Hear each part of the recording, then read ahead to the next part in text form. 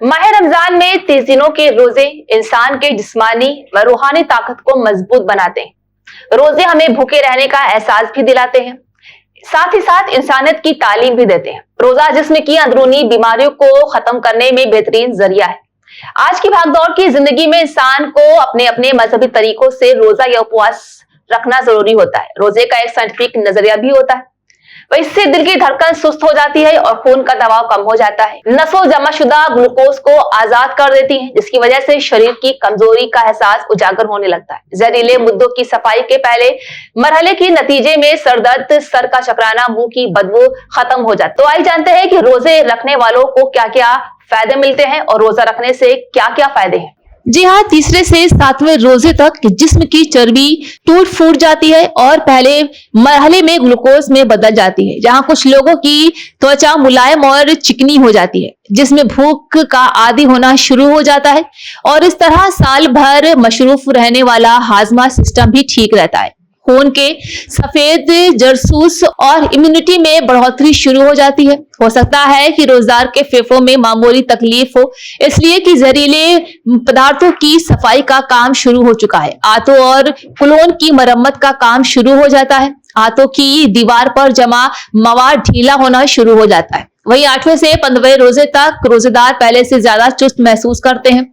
दिमागी तौर पर भी चुस्त और हल्का महसूस करते हैं। हो सकता है कि कोई पुरानी चोट या जख्म महसूस होना शुरू हो जाए, इसलिए कि आपका जिस्म अपने बचाव के लिए पहले से ज्यादा एक्टिव और मजबूत हो चुका होता है। जिस्म अपने मुर्दा सेल्स को खाना शुरू कर देता है, जिनको आमतौर से केमोथेरेपी से मारने की कोशिश की जाती है। इसी वजह से सेल्स में पुरानी बीमारियों और दर्द का एहसास बढ़ जाता है।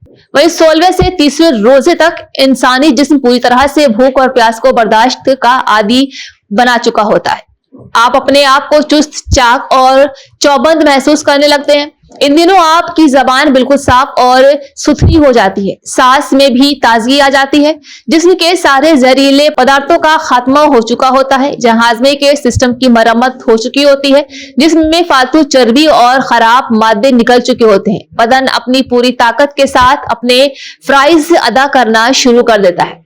वही 20 रोजे के बाद दिमाग और यादाश्त भी तेज हो जाते हैं, जहां तवज्जो और सोच को मरकूज करने की सलाहियत बढ़ जाती है। बेशक बदन और रूह तीसरे अशरे की बरकत को भरपूर अंदाज से अदा करने के काबिल हो जाते हैं।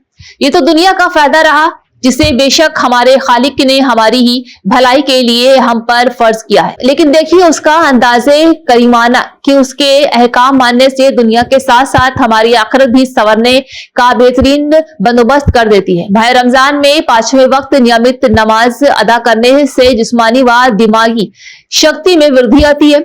नफ्स यानी कि इंद्रियों पर काबू पाने की सलाहियत में मजबूती आती है।